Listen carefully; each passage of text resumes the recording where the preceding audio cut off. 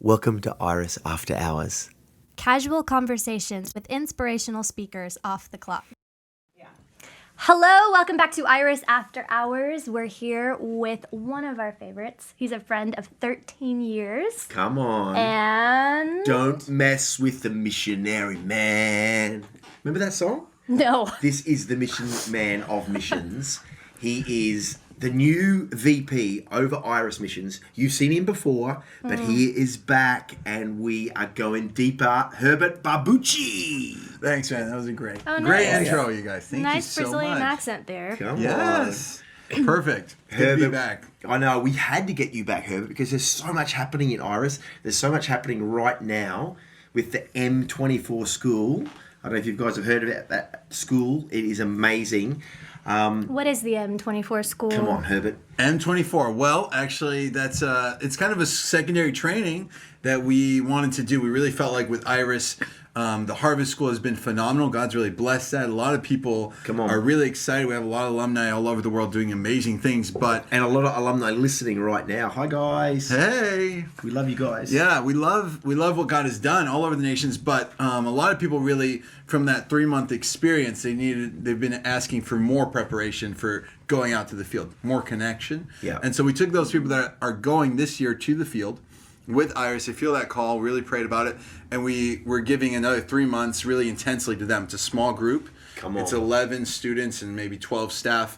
These guys are going to be probably planting bases. And we get to spend a really intentional time really focusing on where they're going, what that means for them, and some more hardcore teaching. Yep. Maybe a little more in-depth as well as we go Some of your infamous hard teachings, Herb. I've heard about your teachings. We're going to get to that later. These are people who have done, all of them have done the Harvest School in Pemba, and they're making a commitment to do missions long term for at least, how long? For at least 2 years, right? Yeah, I mean, the idea is if they're planting a base, so if they're pioneers, then it's going to be possibly longer than that. Mm-hmm. A lot of them have families, married or single, but they have a specific location or a timeline. And so most of them, this is like a 10-year thing. They felt God talk to them, and they've got clarity that this is what they're meant to be doing. Yeah. It's not just wishy-washy. They're like focused, and they've got a people group or a place in mind. Yeah, we're looking at people that are going kind of as a lifestyle. A lot of people have sold everything to come to this and then directly go to a country. That's so and amazing. so Middle East, where that is, because of visas, we don't require necessarily that they're there for like 2 years or something, but that their commitment to missions work and this being a full-time thing, that has to be very strong. Yeah. They have to be committed that this is the beginning of that. And so we actually we didn't actually advertise this outside of a alumni newsletter. And we really specified on that we really want people that are going out this year. Yeah. So if someone is not going out this year, we don't receive them. Yep. But we will receive them that year they're going out. But we want this to be a thrust into missions. It's hard to get over that hump of like, I want to, I can, but how do I get on the field? And honestly, there's not an easy answer. Sometimes you just buy a ticket and you get over there. Yeah. Yes. But that's this thrust that we want to gather. And I think it builds community for us with people that we're going to be running with the next 10 years. When 200 people in a school, as amazing as that is, as Irish staff, we can't really connect in the way we'd like to with the people that are going to then be running with us. We don't know who those people are. And a lot of people that do the Harvest School end up feeling called back to the U.S. or to the workplace they're not all necessarily called to third world missions. So this is a really great opportunity for people who really, really are. Yeah, totally. So Herbert, with the school, how did it come about? Is it part of this whole sort of restructuring thing that's happening with Iris at the moment? Tell us about that. How did it? Yeah, I mean, I've been with Iris since I was 18. It was right around when I met Crystalline. And now, when did you two met? Probably a year Brazil? prior in Brazil. A Randy Clark trip. Brazil. Crystalline trip we talked to Will Hart about. Crystalline was mentioning a funny fact about when you two met on this trip, that you were preaching. You were designated as a preacher on the trip, and you weren't. It's true story. I think I was a hilarious. translator. Yeah. I was a So translator. I was like, never again. Just kidding. No, it was. How much are you preaching now? You're like preaching all the time now in the school and everything. You just got to be faithful with the translator, with the little. Come on. She was the superstar. I was just a translator. I was just the translate. superstar. Yeah. Which she didn't even need a translator because she speaks Portuguese. And I was with Will, actually. I think it was Will's translator. Yeah, we talked about this. Maybe. Were you Will's translator? Maybe I was. I was with Will. Will wanted me on his funny. team, and I was a designated translator. I don't remember how much I translated for him speaking. Yeah. But That's that was my role. And so it was great. I mean, Great trip. I got to stand on stage and hold a microphone, Why, so no, it was great, and that's a true story. I don't remember you preaching because I don't think I was on your team. You weren't on my team, man, but it happened. I'm sure it was great. It was amazing. It was so great. Those were powerful days. Honestly, Yeah. We're going to find some clips and pull them up for a future podcast when we do you, Christy, of you preaching. Gosh, Come I on. wonder if those even That's everything. exist. I know, come on. Surely Sound not. clips. That was Someone- like pre. If you want to see Crystal preaching, leave a comment below right now. Yeah. hit like 20 times. Yes. Yeah. So, Herb, what's happening in Iris? Yeah, so there's a lot of transition happening. I think God has done so much that it's really grown organically from just a mission, I believe that a revival that was happening in Mozambique, Yep. and into an international mission now, right? And so it's And really almost movement, isn't it? Yeah, it really is, and and it's been really the Lord, the Holy Spirit. It's been very free. There's not been a lot of structure to it, or there's not even much of a standard. What makes a base? What is not a base? What's a missionary? What is just somebody that loves Iris? And so all over the world we have all kinds of things For all these that people God who is want to doing. get plugged in. Right. Like having a framework for that. And what does And- that mean? And be part of Iris or join Iris or be affiliated with Iris. Totally. And we're part of a bigger kind of movement as well, and especially in America we're really associated with charismatics and like Bethel and different things. So what makes The river movement, Toronto, so all amazing things, but a lot of people have asked us in the past, and a frustration has been our missionaries really feeling like they're part of a family. That they're really, and so this is a huge cry right now. Yep. Is a lot of the missionary and the base leaders, they say, man, I wish we had more family, more support while we're on the field, that we're part of something. Yes. And when we don't have that kind of structure, it kind of makes it tough to feel like we're all moving somewhere together. Yes. And so that's been a struggle, because now we're all over the world. There's like 60 plus bases. Wow. And, a lot of them really are new. remote areas, some of them really small, probably. And most of them have had contact with Heidi and Roland, and that's why they've come into Iris and wanted to be part of Iris, because of that personal contact.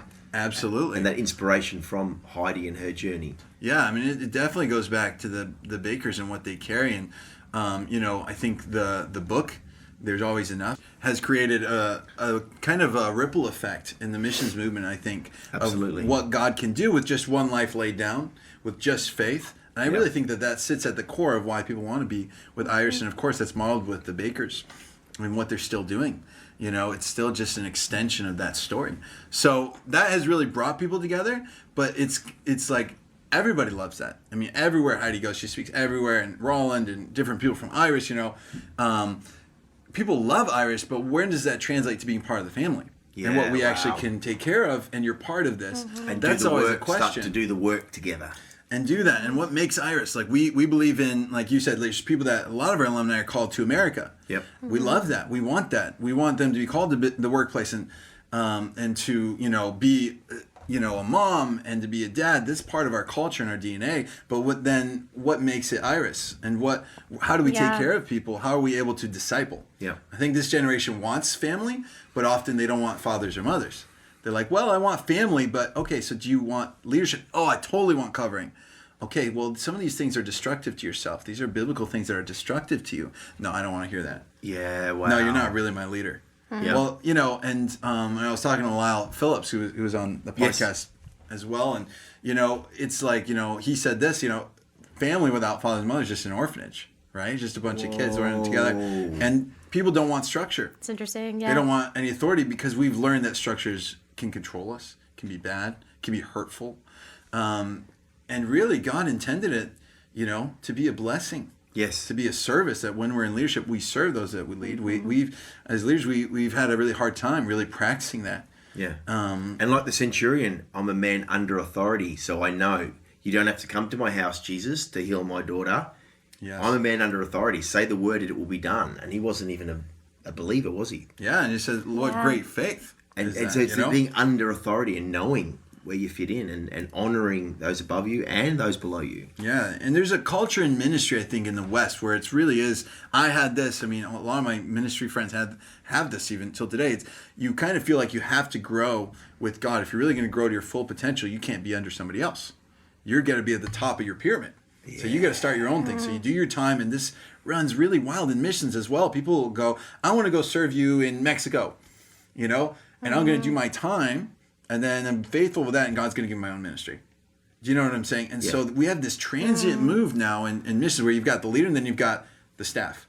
And the leader's like fully there, and they have a vision. And often some of the younger staff, not all of them, but some of that younger guys coming in, they go, I can give a year. I can give this time. But their hearts aren't in it, even that year, because it's like, this is what I'm doing to serve your vision. And we're not meant to necessarily serve people's vision that way, where we're serving God. Yeah, and that's hopefully his vision that he's put on someone's life. So it should be an exciting thing. Yeah, and I've struggled with that. And people engage. Yeah, people need to be engaged with what they're serving in. Hey. Yeah, I mean, some of these places, you need to be able to give your life. Like even where we worked in Brazil, the slum. If you want to get in there, there's gunshots. Sorry, guys, come back. Oh, I'm not called that. Well, you're here, right? You said you were called it. Well, not to the point of maybe giving your life. Well, no, they worked through that, and now they're giving. They're like, no, I'm okay if I die here. Wow. But how far can you get when you're always hindered by, well, this isn't really my thing. This is your thing. This is your calling. It's not mine. And people can't, it's very hard to work together in that environment. And so missions all across the board, not just in Iris, it's been a big problem. So how do you address that one specifically, Herb? Because you're VP over all of missions now for Iris, isn't that right? Yes. Yeah, and over the schools. I don't know what that really means. But yes, theoretically, on paper, that's what it says. But you're helping to define. You're helping to define and get things into place to define what bases are, what base leaders are, what affiliates, how it all works. Yeah. I mean, I feel really blessed. When we came into this, it really felt like God really wanted to give me a voice to speak in, since I've been a base leader and some of the things that obviously you face on the field. I was feeling some of these And a missionary needs. For how long? About 12 years. Yeah. So I came in when I was 18, and since then I'm 30 now. I probably look 25, but I'm 30. And so I've been about 12 years in different capacities. I started at Pemba and doing the outreaches for Pemba, and just loved that, but then going on to plant my own base. And running your own mission schools. And running your own mission schools. And it's just been amazing. But feeling some of those needs. Like, I love Iris. And fortunately, Heidi and Roland have been just inspiration to me. And I've had that proximity with them. But not everybody can always get that. They're just two people. They can't do that for 60 different base leaders or whatever. Moses had the same problem. Moses had, that's right. So this is encouraging that, we're facing things that are pretty standard, but it's just seeking the Lord. How can we do this well? Who is in our fold? Who do we actually, I think it's amazing that Jesus at the end of his life, he had lost so many people. He'd gone through this time of favor. He had fed the 5,000 come and follow him, but he'd lose them the next day, and he'd lost all these people. I mean, he's hard teaching. Jesus is hard teachings. Come on. And, the disciples scattered, but there in John 17, he's praying, right? His prayer. Love that. Just a beautiful chapter in the Bible where we see his intimate prayer right before he's taken up to be crucified. And he says, Father, I did it. I did the thing you asked me to do. I kept those that you gave me, except for the one destined to destruction.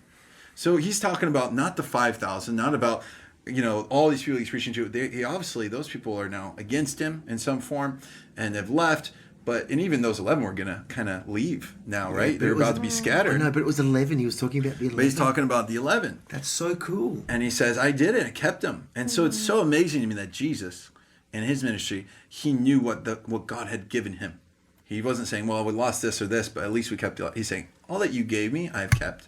So those 5,000, he was saying, didn't necessarily give them to me. He was never impressed by those crowds. You've seen the way he acknowledges those people and so on, and gives those hearts. He knows their hearts, right? So God actually knows. We don't always have that in that same measure. Yeah. So to us it might seem judgmental how he speaks to those crowds. But to Jesus, he knew, but he didn't feel any remorse in that because he knew who he was taking care of. Yeah. And we don't feel like Iris said we need to take care of the whole world. We can't do that.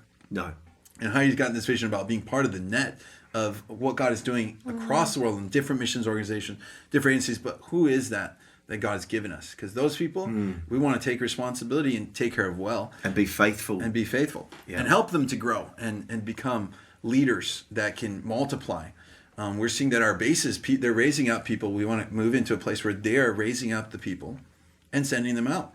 Hey, you got 11 students in the school? I know. Oh, come on. We lost our 12th. Come on. Ooh. We won't talk about who that We won't is. talk about who it is. I'm interesting. just kidding. We did lose somebody, but he's not a Judas. It's like, which? Bless the Lord. He's running with God still. Come on.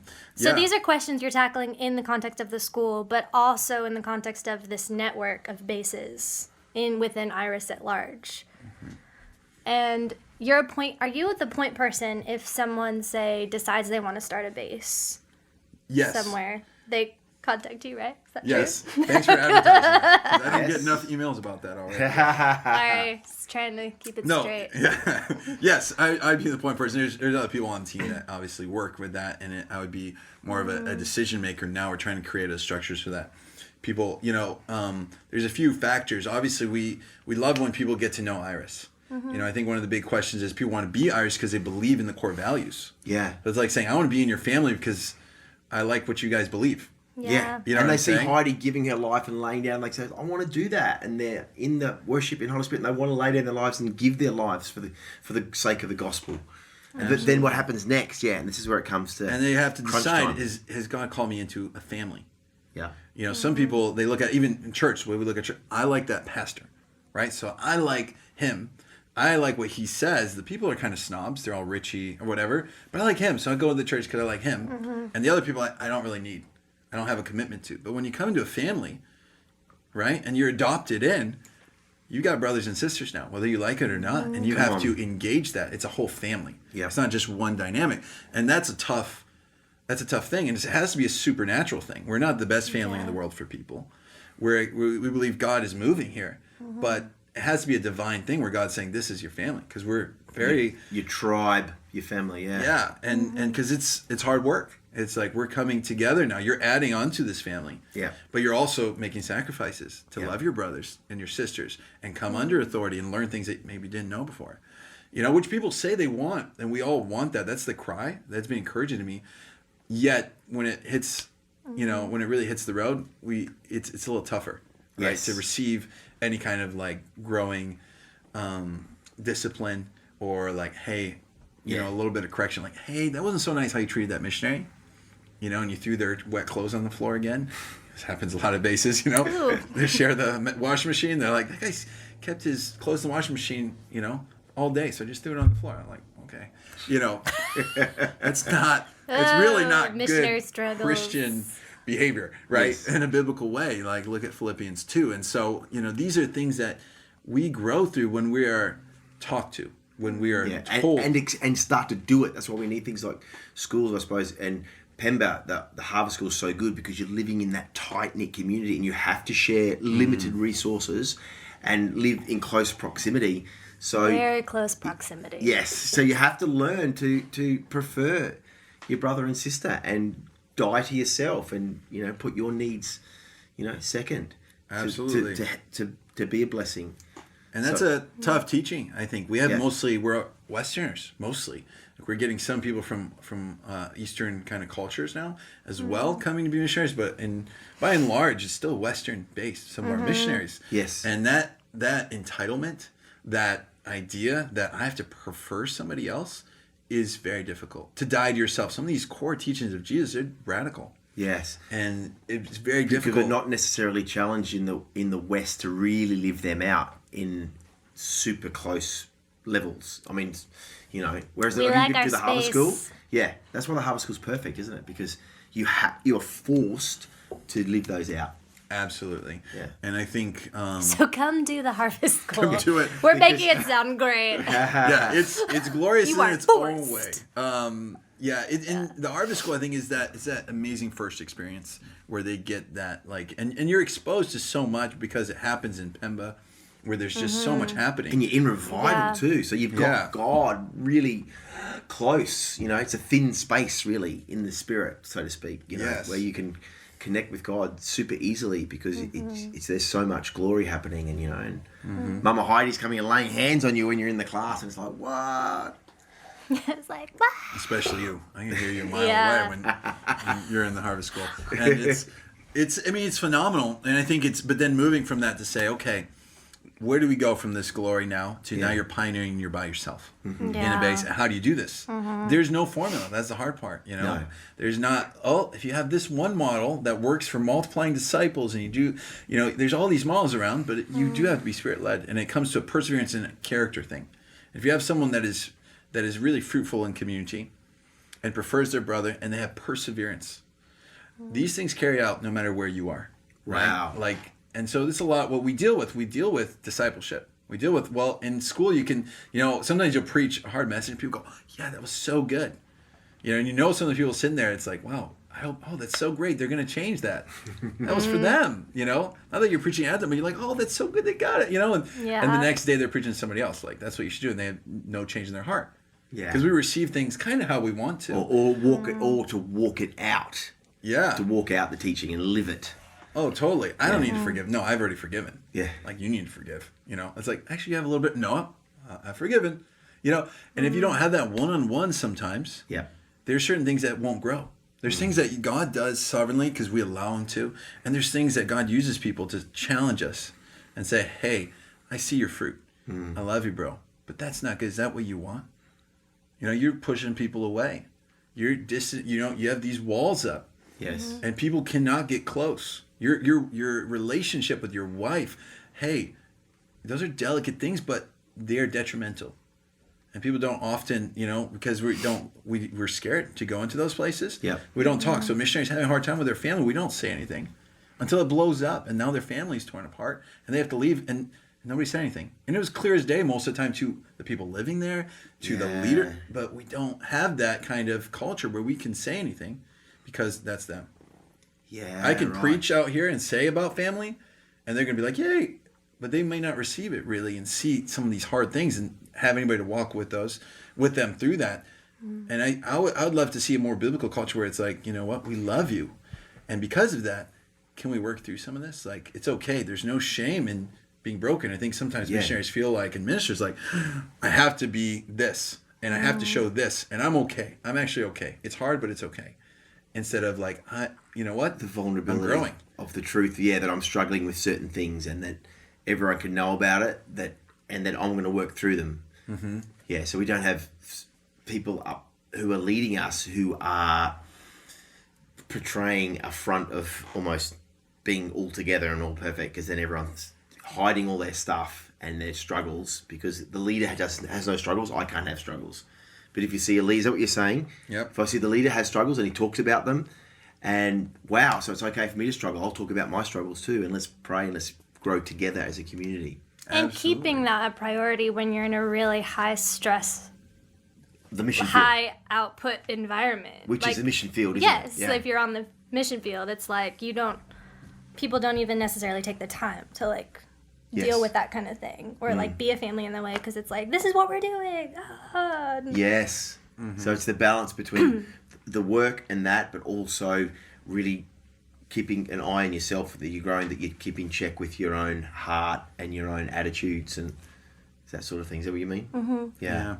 Yeah, and it's, When you said biblical, is there any particular things in the scriptures that come to mind that you're basing how we're going to do community? confrontation, exhortation kind of stuff. Yeah. Yeah, there's a lot there. There's, restore These hard gently. teachings you want to talk about. Come Yeah. on. You really want to talk about the hard teachings. Yeah, there's, when someone's caught in sin, restore that person gently, right? And then, Paul talks about even putting people out of the church, right? There's this model for confrontation. So if a brother wrongs you, or something happens, Matthew 18, you go to that person. Yeah. You go to that person. So missionaries, ministers, sometimes we don't live by that.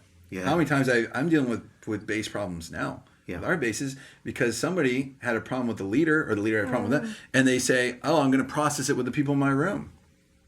I'm just Rather than going processing straight to right. the person So with the problem, and so now everybody has distrust. That thing wasn't dealt with, and then when it gets dealt with behind closed doors. So that person might even be fine. Oh, I get it. I misunderstood that. Great, we're good. And everybody else in the room still thinks that person's a jerk or whatever, because they weren't even part of it. And this happens all the time. This doesn't just happen in mission. This happens all the time anyway. Yeah. But there's these biblical precedents. They're very simple, but they're radical. They're hard. It means, you know what? They're when wise. you have that problem, you don't vent. You don't go to like where it's comfortable for you, where you're going to get a pat on the back. You bring it to a person who has a different point of view than you. Wow. Right? You bring it to that brother. He might say, actually, you were kind of a jerk too. Yeah. Hopefully they're not talking this language, but sometimes they do. You know, and hey, Yeah. you know, and sometimes you need to hear that. Yeah, and if it's you like, are, hey. if you're being selfish, if you're being pig-headed, absolutely, you need people to tell you that. and then you go bring another brother, you know, and then you take This the is why leadership. the Bible says, "Don't have too high opinion of yourself." That's right. Think of You know, yourself with sober judgment. I'm not beyond pride. I'm not beyond, being pig-headed. It's in a way you've got to accept that you can stumble with those things.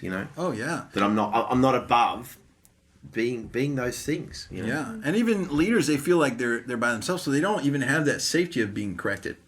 Right? So it's like that base leader is out there in a foreign country, and who do they go to if they're the ones having a hard time? I felt that sometimes. I had a co-leader, so bless the Lord, like somebody that could speak into my life, say, hey man, that's a little, that wasn't the best interaction, or hey, we could have handled that different. Yeah. Bless the Lord, he's a British guy and super gentle and heart of gold, mercy heart, like, my opposite. And just, could bring that up. But he did. Hey, we're not going to do that as a base because this is why. How are we making these decisions? And that's good. If I'm looking at my growth, not how I'm perceived, but me growing to become more like God, that's a beautiful thing. Great. To be in that fire, to be purified. Yep. That's a beautiful thing. If really the goal is to become like him, to be close to him, then why not? Why not be putting ourselves in a vulnerable situation where we are going to grow instead of a place where we feel comfortable? Yes. And people perceive us as something, right? And we can do a lot of ministry there. But how long will that fruit last? Exactly. And no matter where you're at, I mean, our base leaders that have been around for 10, 20, they're still prone to falling apart, to burnout, to everything. People think you make it sometime. You don't make it. I've been around with people for 7 years. I love them, sending them out to all kinds of nations, and you're never out of the danger zone. Exactly. Do you know what I'm saying? We're always in the battle. We're always in the battle. Yeah. I mean, I feel like that sometimes. Like we have an enemy of our souls who's prowls around like a roaring lion, wanting to tear us apart. I mean, how often do we forget that? Totally. For starters, that there is an enemy of our souls, totally bent on our destruction. Yeah. And I think that, you're talking about hard teaching. I feel like I'll just read Bible verses that Jesus said, because that helps it not be, I'm the bad guy. Like Jesus said this. I go, is this in your Bible? Exactly. His hard teachings. It's like, hey, nice. You're going to, people Great go, way hey, to do Jesus says, we're going to have all these, I'm going to be with you to the end of the age. That's in red. It's beautiful promise. And then he also says you are going to suffer. That's also a promise in the same context, in the same person, but we don't want to hear that. Yeah. And so it messes with people. But when you're going into missions, so I'm dealing with missionaries, I can't not say that. They're going to suffer. Of course. How can you not prepare people properly? Because you said about the mission field can be very tough. And they will, like you said, they will suffer. So they need to face those truths now in a school and get prepared. I mean, I'm sure some people do, but actually have it in your face to go, this is the reality, guys. Yeah, and God's still good. You have to reconcile. Absolutely. God is still good in that, and It's a there's paradox, joy in the isn't it? suffering. Yeah. But first you have to embrace death before you get the resurrection. People want to be resurrected without dying. Like, I already know the end. I'm going to get resurrected. I'm going to go with it. Well, here's the crazy part. You're going to have to die first. Yes. Even you. That's part of this model that Jesus laid down for us. And it's, of course, it's symbolism in baptism. Yeah. But it's a spiritual act of we lay ourselves down. Yes. And then he trust and have faith that he will resurrect in his time. Yeah. Right? And so I'll be there in that line as well. I don't like dying to myself. Right? But it's a necessary thing. What if you want to do the glory to glory thing and then not suffer though? You can do that. Become a parent. Do that? Yeah, Become a parent and you'll learn quickly. Yeah, glory to glory, how that works. I mean, glory, it's always glorious. Dying, I mean, honestly, in a strange way. Yeah. That crucifixion, you look at it, when I think and I'm in prayer time, I'm seeing the crucifix, and I see a picture of that, and I go, oh, how glorious is that? As sad and as painful as that must have been for Jesus, but there's something so spiritual on that, and that's the crazy thing about missions. Like, there's nothing. What kind of story, is this that God would die on a cross? You teach this to, in Africa or in Asia. Yeah. It has nothing to do with their culture, but there's such a power and glory on that. It doesn't matter what culture you're talking to. You don't have to contextualize it out of whack. It's still a cross, a man on a cross, and people relate to that. Yeah. because there is a glory. And so like even in your dying, I think there is a glory, but it's how we change, we transform our mind to see things not in a worldly way, but in a supernatural way. Even joy, like it's not as the world gives. So what does that mean? Yes. You know, it's peace. It's not as the world gives. So what does that mean? You know, and often I think, you know, being American, we want to distract ourselves. Yeah. We want entertainment. We So want easy to do, we want too. Netflix. Oh, no, it's everywhere. At night because we don't want to deal with the real thing. That's not real joy though. And then we go, oh, I don't get that light little feeling of like it's okay. Then it's suffering and God's not in it. No, like you got to push through that because I think that's your own flesh. That's not even God. That's And we press through that. There's glory and joy right there, on that side, waiting for you. It's just a matter of pressing through. Yes. You know, getting through. Hey, God, I lay this down because actually that's hurting you. That flesh that He's trying to get out of you, it's hurting you. Exactly. You know. Yeah, I think Mel Gibson calls it hugging the cactus. Ooh. When he had to go through stuff. Robert Downey Jr., when he helped Robert Downey Jr., I heard a speech, and Robert Downey Jr. was saying that Mel just said, you got to hug the cactus, because I think Robert Downey was struggling with like addiction, real bad addiction and stuff, and he had to get his life together. He was in and out of jail, and he's a star. But Mel said, you hug the cactus, which is, you know, face those things in yourself. Don't find the escape. Don't find it out. And go through that pain to actually do the right thing. Oh, totally. Get that righteousness. Get His righteousness on, I suppose. Yeah, and it's for all of us. I think it's a life. I just told students yesterday here. It's like, and that's a lifestyle. Yeah. Yes. It's not just once. Every day you pick up the cross. It's a tough thing. Yeah. Like that's something I really enjoyed about the Bakers. They find joy in, and it didn't. You walk close to them. You know, in the beginning when I was walking to them, it's like every day there's a crisis. I know Heidi and Roland. It's not because it all of a sudden- constantly walking through crazy crises with famines, whether it's stuff falling apart or people's, you know, or the government persecuting them or whatever, being stoned, preaching the gospel. And it's like, there's a constant with Heidi and Roland constantly walking through those tough. Oh man. And that's why suffering is one of our core values, isn't it? Yeah. Suffering for righteousness' sake. Yeah, and it produces something. I mean, you know, I think Paul keeps that clear. Like this is producing something for me. Right. Yeah, it's not It's arbitrary. not just unto because nothing. I just like being in chains. Like this is producing Exactly. It's not a like reward self-flagellation or something. Right. And so I do think there's a desire there becomes, and you look at some of these even great missionaries, they go, I want to give this. You know, you look at David, he said, you know, he's going to build the temple, he wants to, and he's going to go buy this plot line where the temple will be built. And the guy gives it to him. He says, hey, you can have it. Please take it. Like, it'll be my honor to give it, and all the resources. Like, I think for me, I would be like, oh, God, you're in this. Thank God. Right? Like, you did it. Yay. You know, and he's like, Scusi? yeah. No. He's, oh, yeah, your kids. David says. He says, you know, far be it from me to give God something that costs me nothing. Nothing. Oh, I love that. And it's like, how beautiful is that? Powerful, isn't it? Mm-hmm. And it's like sometimes we want to give God things that cost us nothing. It costs everybody else something. Yeah. But it was comfortable and fine. But what does God have to do with buildings and gold and this? He wants your heart. That's what really matters. Even in getting that building, what was the faith that it took? Yeah. He can give you buildings and give you bases, you know. It's what about your heart? That's valuable to God. That's eternal. These buildings, all these things, the money, the research, they fade away. But that heart produces something that'll always remain. And when you kind of tap into that more, you know, and I feel like the Bakers have really shown me that, how to tap into that more, is there's a joy that's consistent there where you run at that pace. People that exercise, this is not me. You know, I've heard this. My wife, that like to work out and like, you know, they're like, I like the burn. God didn't tell me to me, it feels like a mental illness a little bit. You know, it's like I like this pain, but you know, they really do. They know it's producing something. Exactly. It's producing something. There's a goal ahead. There's a an energy and a fitness that's I'd like to see missionaries that, like, when you embrace that, I say this for myself and other, it gives you such freedom to do what God's calling you to do. And it doesn't matter what's going on around you, the suffering, the famines, or how people are receiving you, because there is suffering already. You know that, but it's joyful in the same way. It's something you get to give to God. So it's not actually this like kind of worldly, like beat yourself up, self-condemnation. Those things aren't from God. No. You know? That's definitely not what we're talking about. Right. Yeah. But there is a godly suffering where you get to partake with God in what he did. Yep. right? And so that's a beautiful thing, and that The is servant is not glorious. above his master. If they persecuted me, they will persecute you. Yes. Yeah. Yes, we have a lot of people that probably don't agree with that. They're like, yeah, they want to be cool, and so working with our crew, I've been really impressed that a lot of the missionaries and people out there, they're giving their lives amidst all of these things, not being cool, not being well accepted to the very people they're ministering to, and they're heroes, And there's such a power in that, isn't it? Like, it just reminded me of that where Jesus set his face towards Jerusalem, and he knew he was going to suffer and die, but he had that conviction to go and to do it.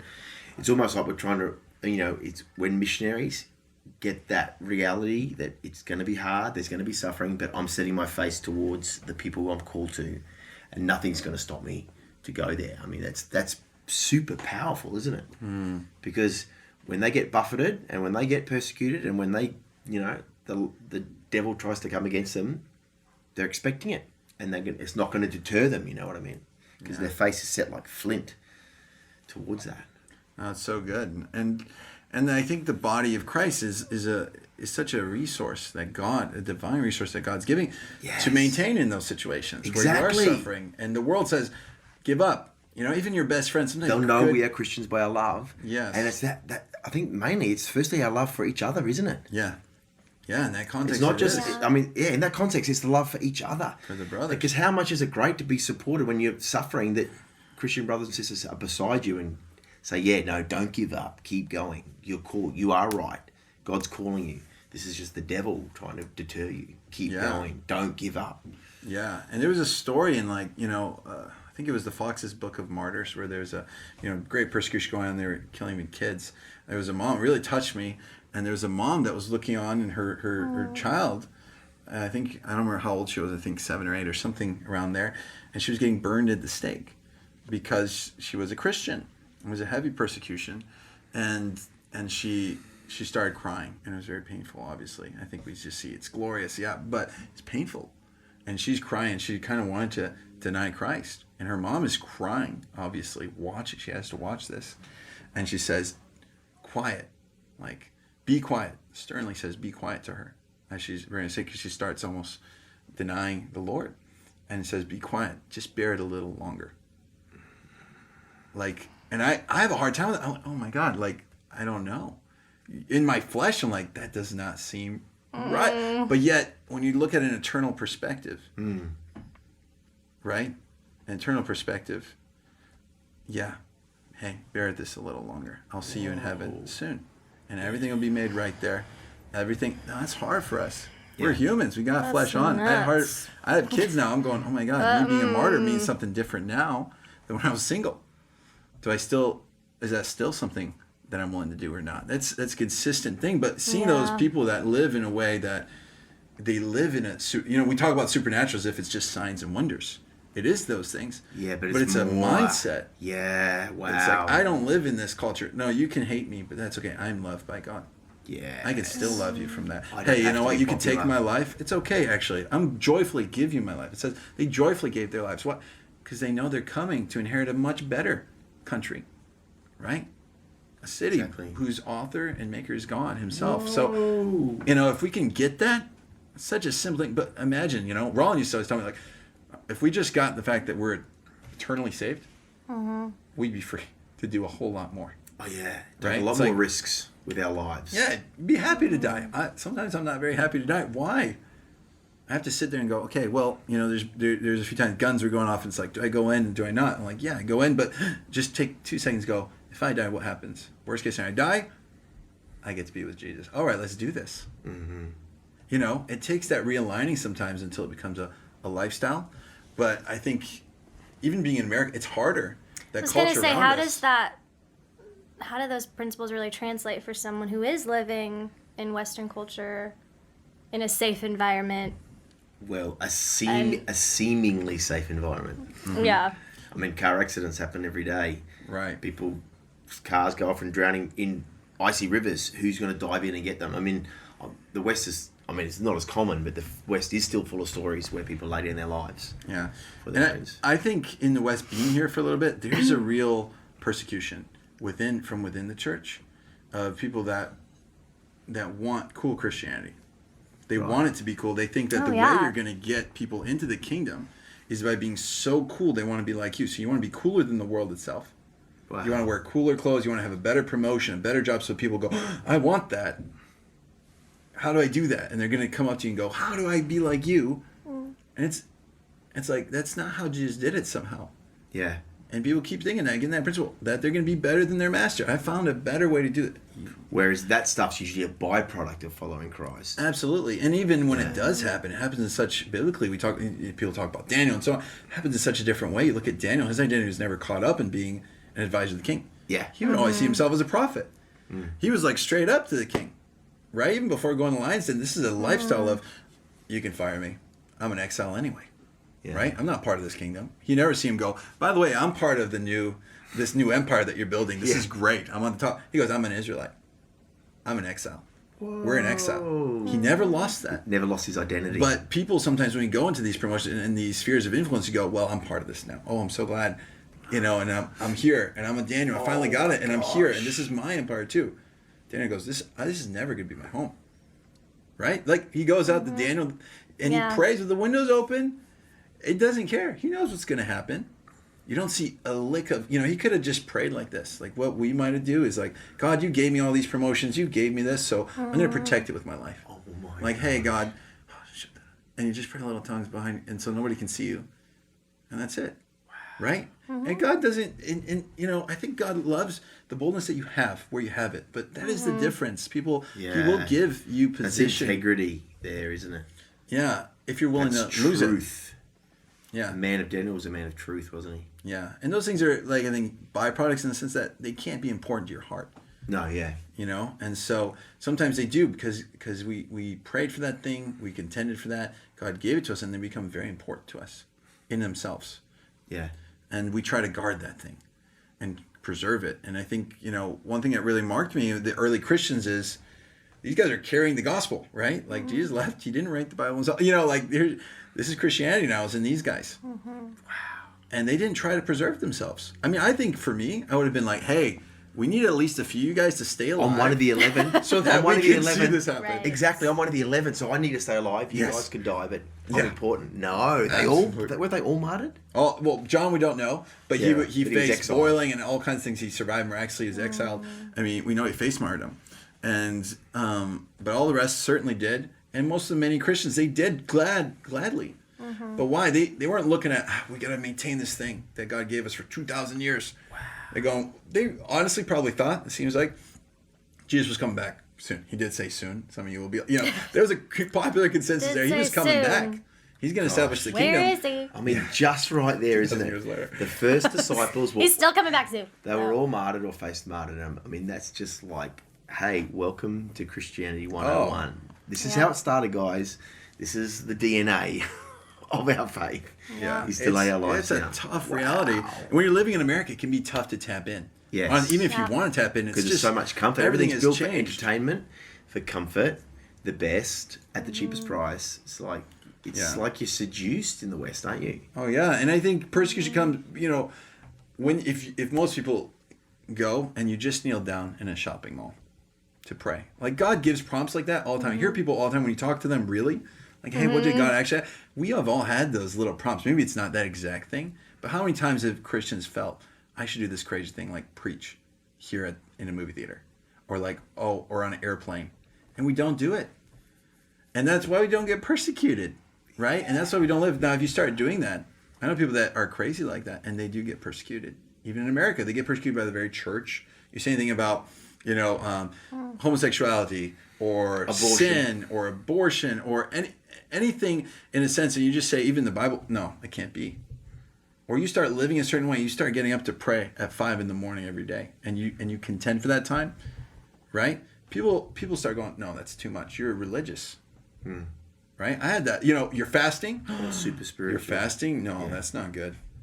Yeah. It's not good. It's in the Bible. Yeah, but people really are like, that's funny. That's not God. Yeah. You're trying to. You're striving. Jesus didn't say if you're striving. Fast. He said when you fast. Yeah, when you fast. Not if you fast. And he says, and people are like, you need to rest. You just need to rest. It's okay. Just God will. You know that verse where it says you want to get entered? No, you need to be stressed about this situation. Yeah. Get your game on. Yeah. Rest? What? Rest. So you I know rest, that's- but you that's- strive to enter his rest. It's not a striving for your identity. It's not a striving for who you are being accepted. It's because it's open to you, that rest. So you come in, you press into God. And I think as we do that, I'm seeing pushback here in America, even saying things like this. Yeah. This is how I talk to people. So I go into leaders meetings and other leaders of ministries, and I'm going, hey, actually, let's not talk about the money. Like, let's just do it for free on faith, because that's the big problem. It's like, oh, no way. Now I'm the bad guy. Wow. Well, most of us don't want to be unpopular, yeah. really. And that's... So we think there's a way to We're do Christianity tested by and the being praise popular. of men because we want the praise. You know what I mean? Yeah. That's part of that problem, eh? Praise is a real test. And so I think here it might look different, but there's real persecution. There's real cost to living in a radical Christian life. Yeah. Yeah. Or When you do it. normal Christian life. If Yeah, radical exactly. Christian life is really supposed to be the normal Christian life, isn't it? Yeah. But I'll say, even for me, it's difficult. There's difficult elements of translating this to an American lifestyle. Yeah. And I'm not going to lie, that part of the reason I enjoy missions is a lot closer to that reality that we see in Acts. It's just a lot easier to translate than like living in the West. It doesn't mean I'm not called. Like, you still have to be willing. I'm here now, and I believe God's doing great things. But you got to find that wherever you are, He's not going to take away those elements that make the Christian life that He says are promises that make the Christian life. Very interesting, Herb. Very interesting. Yeah, because when you're on missions and you're in the mission field on there, you've intentionally placed yourself in a place where you are constantly relying on God, and you have to. So in some ways, it simplifies living the gospel. Where the West is, everything's here to make you not think about God and make you just think about yourself and your own comfort and the best of every single food you want, and every single bed to sleep in, every single car to drive, every single piece of entertainment, whether it's digital or movies. It's like... Totally. It's overwhelming. Yeah, and So many options. Whereas you're on the mission field, there's not a lot of options. These are the few options. You get on with it. And no you bring options. the gospel. Come on. no options. No options, yeah. Christine has Back to in go her back day, and there was growing no up. options. Now it's Wi-Fi's haven't getting it? better. Yeah, it really is, actually. It's getting better. But so I think God's doing a lot, though. I'm encouraged by being here in California. I'm encouraged where God is leading the church, where I'm seeing hunger come up and spring up, and some of these missionaries, like we're doing a school. Our M24 school is here. Yeah, I was really like, God, why are we doing in Los Angeles a mission school in Los Yeah, Angeles? it's Honestly, interesting. that's just me. Yeah. I'm like, God, we could be doing this one a lot cheaper anywhere else than LA. But hey, why are we doing it in such a nice area of the world? But I believe God wants us here. Yeah. For this season. I don't know if it'll always be here, but I believe this time it was important. And there's such a hunger to tap into here. Yeah. There is something God is doing. And lawnmowers going past, they're so good, I love them. See, this is a challenge. This is part of the challenge of the Western world. How many weeks do you have left in the school? We have another 8 weeks. And so you're halfway through or more? Or We're about a less? third of the way through. Third Yeah, of the way through. yeah. Okay. It's 3 full months. And are you planning on doing another one already? I think we are. It looks like, we want to keep training people to go out. And so whether it's a school or some sort of training, we're really committed to keep pouring into those people that are going to be base leaders and pioneering new works. We really want to get that intentional time with them. And for people who are interested in that, in learning more, and potentially getting sent out, how do they find out what's next? or Yeah, what's they need to pray. Yeah, Ask God who to email. No, prayer and fasting and having a conviction is really the key there for us and who we're gonna be accepting. And then I think they can connect with long-term at irisglobal.org. On the website, they'll be able to see what's coming up. When you go into kind of long-term links, I'm not sure how that website's laid out. I haven't looked in a while, but it's on there. It's great, somehow. though. Somehow, great. I always managed to An get app's the coming. email to me. So Yeah, and if you haven't done a harvest school, do a harvest school. yeah, I would Or suggest one of our So this is schools. really catered for those people that have already done one. So Right. whether the Harvest School in Pemba or somewhere else, we have Yeah. a few other schools popping up. Any of those are valid, but then this would be after that. Yes. So that really is this goes really deep, really quick. Yeah, because you've Very experienced the intense. RSDNA and you want to serve the Lord with the RSDNA and then, M24. Absolutely. So please, feel free if anybody does, you guys can reach out to us here. Long-term at irishglobal.org. I know we'll get through to somebody that will get that through to the right channels. So, Awesome. Yeah, but I think we'll be doing one. Our next one will be 2018. Awesome. So, Come on. yeah. Yeah, because it's 2017 already. Gosh, I'm still getting used to that. I know. It's flown. I know. Well, Time flies. I feel like we need to get saved again. I don't know. About you? Yes, exactly. I know. I know. Speaking. 5 a.m. thing is talking to me, Christy. Oh, Yes. I think I need to get up at 5 a.m. I've got having kids and working full time. When do you get time with God? And I'm busy every night of the week, so I need to start getting. I'm gonna have to cut Netflix. David Hogan Ish. does 5 a.m. It's hard. It's hard. Yeah, he does. Oh man. David Hogan what? He gets up at 5 a.m. I'm inspired. He was in the room next to us when we were in Pemba.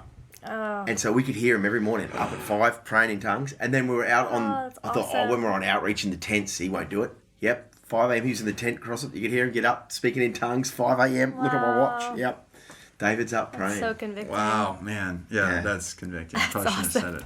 I know God's speaking to me now, like 5 a.m. So I was, yeah, it's awesome. See, But you've been in the exciting. West too long, Herb. It's all, the seduction's coming over you to I know. fall asleep in, you know. I know. Got to put the video games away. No, it's funny. But Herbert, this has been amazing to talk about Yes, this and thank to talk you. about. For being here. You didn't have to Yeah. come far, which is nice. No, just across. Literally around the his corner. office is hallway. literally- yes, it's the hallway. Yeah, no, it's a But blessing. We need to talk about these things. We need to talk about these to help us get out of our fleshly ways that you know, and Christianity that's not being persecuted. Is it? Are we really living the gospel when we're not being persecuted? You know, is persecution? I'm not saying it is, but is persecution a sign that we really are living the gospel and really following the Lord? You know, yeah. because Jesus said it. You know, the servant's not above his master. If they persecute me, they will persecute you. So yeah, it's and missions is there's the advantage, like you said, that it does simplify things, and that's a great thing. But you will suffer, so you need to get trained. You need community. You need the body of Christ around you, and that's what we're trying to do here at Iris, is to restructure in a way that when you go out, you do have the body, you do have the support. That you're not alone, but you are prepared for the tough stuff. Absolutely. And to not give up. So yeah, that's super exciting, Herb. It's great that you're here and you're pouring into all of Iris now. I mean, your base is still going in Fortaleza. Yeah, they just started school like yesterday. No They're way! doing So amazing. they're doing another school down Yeah, there? they've done. So that's this an is Iris their school. third school now. People can do the school in Fortaleza. It's Yeah. an Iris school. Yeah, it's been great. Yeah, it's amazing. So they're doing great. I'm just so blessed that they're thriving. They're growing. Certainly didn't need us. So I'm blessed. It's going better Sure they without did. us. Just to give Yeah. perspective, you never had an idea to leave. Hey, Heidi called you to come to LA. Yeah. To look after the missions, to become the VP of missions, and then to start this new school. And yeah, you in your thinking, you were just going to be in Fortaleza for a lot longer. Yeah, at least a year longer. We Yeah. knew God was calling us out because it had come to a point where we were kind of grandfathering it. Yeah. You know, really, like we had raised up the leadership that had been with us for 5 years. But even that model's great, that you didn't do something to keep control of it. You raised it up and trained up others so it could run without you. I mean, that's great leadership. Yes. And that's what you're bringing to Iris too, isn't it? That the raising up of those around Yeah. you, so things can perpetuate without you, so you can move on to do more things. Yeah. And the Brazilians and the missionaries there have just really, they're top notch. They're some of my best friends, and they're just following it. They really are the ones that have the call. Like they're starting churches now in the unreached, in the desert areas of Brazil, up north there. Brazil has desert, like Yeah. I had to. It's kind of like a that desert. was a mental it's a leap for dry. me. It's like they call it desert. It's not Yeah. like the Sahara. Guys, No, I it's thought like we were there's no wrapping running this water up, and but stuff. now we're Yeah, we're back. Now we're back to like talking love about the Fortaleza. topography, which Nathan Shout out. loves talking about. This place. Look at all this land and all Places. this So water. yeah, we What's gotta under bring it. this? Let's bring what's it under back. the Yeah, sea? Christy, you got this. Yes, we've got to rain. Well, it is an honor to have you in LA. Yes. We know it's not going to last forever, Yes. so it's amazing to have And that I perspective. don't think we touched on enough hard teachings. So can we Nathan get you wants back? hard teachings Can we with get you her back to- podcast. Yes. So can we do a third podcast? Herbie's hard teachings. Eventually, Yeah. of Herbert's hard teachings. Okay. Yeah, just Yes. comment. Great. Yeah. You and my Right, so dad then could we're do gonna one do that. together. Oh, That yeah. would be great. Yeah, you should see us Yes. talking. That'd be It's a great awesome. Yes. conversation. Okay. Let's do that. Let's Yeah. book it in. Herbert needs a series for sure. Yes. For sure. Shaka baba. Comedy. I'm good at comedy too. You just heard the hard Yeah. stuff. We can do a comedy series. Okay. I would love to see that. With some wee dancing. What? We Dancing, dance off. hard teachings, and comedy wrapped in like a nice He's the variety champion show. at wee dancing. Have you ever seen Yeah, him do Dance the wee Dance Oh, Revolution. we the game. Okay, Yeah. I don't Yeah. know what he was saying either. I thought get it. I was like a little bit of wee dancing. Like an Irish, the wee dance today. All right. All right. That I'd also love to see.